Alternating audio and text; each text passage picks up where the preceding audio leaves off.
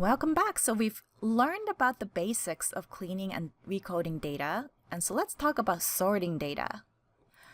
And so sorting allows you to organize your dataset by your preferred variables. For example, maybe you want to see how cases line up when you sort your data by psychology, career preparedness, and post-test. So that is column L in my dataset. And so let me hop on over to Excel and see you there. Okay, so welcome back to Excel, and what we want to do in my particular dataset is to sort by psych career post or psychology career preparedness at post test. And so let's say that I'm curious to kind of line up the participants in descending order. And so highest up top and then lowest at the bottom. What you can do is to go to sort and filter, and in general I would recommend going to custom sort so that it's easiest to see what you're doing. And I have this my data has headers already selected. I think Excel might have done that for me. If I uncheck it, then it will think that the first row is actual data, which it is not. So you want to keep that checked if you have, say, variable names up top in the first row. And then you can tell Excel which column or which variable to sort by. And so in this case, I want to sort by psych career post. And Excel has detected that it's a numeric variable, and so it'll ask you, do you want it smallest to largest or largest to smallest? And I might be curious to see largest to smallest. And so let's hit OK and see what happens. Ta-da! And so you can see that Psych Career Post is now organized in descending order, and so cases have also shifted around depending on what score they had for this variable. And some of the easiest things to eyeball include, what is the maximum score? What is the lowest score? And it ends up with missing data down here, but it goes down the distribution. You can also kind of eyeball to see, sort of what kinds of participants are scoring the highest. Now, to be honest though, in real research processes, I might go and check this case to see how much they spent answering the items and whether or not they actually just clicked uniformly on one option to try to just get it done as quickly as possible, as opposed to answering in a way that's sensical. And so in real life research context, you do keep an eye out for somebody who appears to be either answering uniformly or randomly, and also those that may be submitting answers too fast, or maybe there may be attention check type items to make sure that you're reading the items, that kind of thing in surveys. But in any case, this is the highest score up here is 5. Now, let's say that you wanted to sort by multiple variables, and that is absolutely possible with Excel. And so you can just add another level. And so sort by psych career post for me. And then how about by belongingness? And I still want to see things from largest to smallest, for example. And how does that work? Click on OK. And here we are. And so you will see that psych career post is ordered in descending order as before. And then next, belongingness to STEM at post test is organized. Now, you will see that this is not in descending order because we're actually sorting first by this variable, and so the corresponding values will be next to it. But if you see participants with the same values for column L, you will see that those cases are organized in descending order now for belongingness. And so you can kind of eyeball to get a feel for, are there any systematic patterns in your data set? Just to show you one more example, let's say you wanted to sort by something different that is about the demographic variables.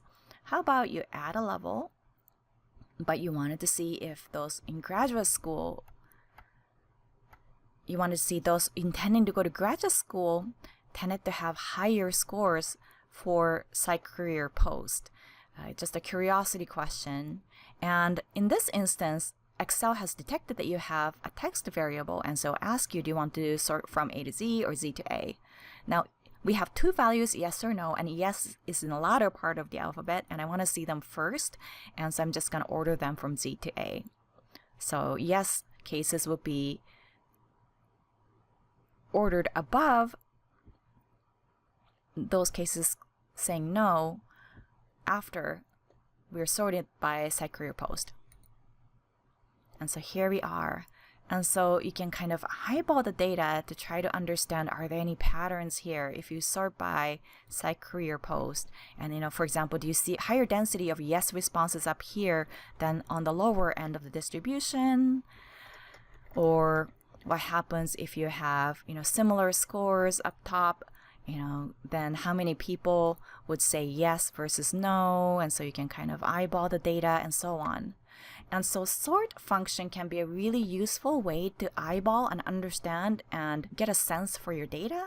And so I would encourage you to have it up your sleeve because it can be very handy. Now let's go back to PowerPoint once more. Welcome back. And so great job so far. Now let's talk about counting data. And in this section, I'm actually going to tell you something in PowerPoint and then show it to you in Excel. And so you're going to see me switch back and forth a fair amount. And forgive me for any overly quick transitions. So first, let's talk about the function count. It allows you to count the number of valid and numeric responses. And so don't forget that these are for numeric responses only. And you can use equals count and then the cell reference in parentheses to get a sense of how many cases have valid numeric entries. So let's say that I wanted to count how many cases have valid numeric values for self-efficacy at post-test. So this is scientific self-efficacy. Then you can use the count function and then tell Excel where to look. And so you could either type it in or you could do a drag and drop. And so M2 through, and then the cases appear to end on row 115. And so I can hit enter. And here it gives me a count of 112.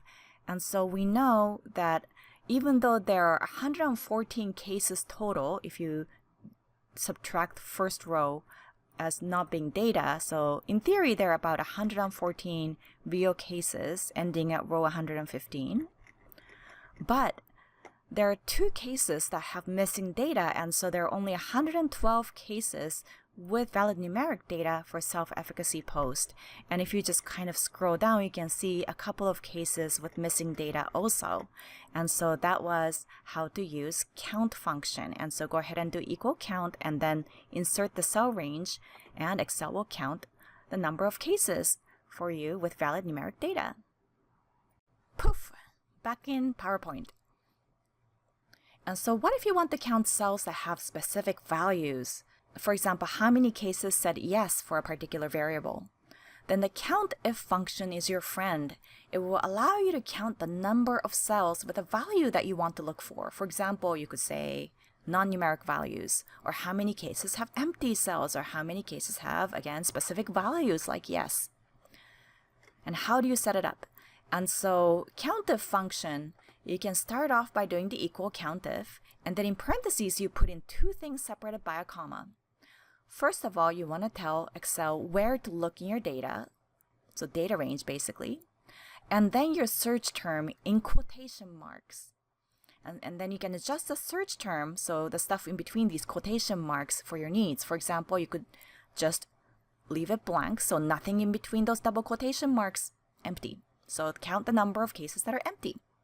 Handy if you want to count missing cases, and they're blank.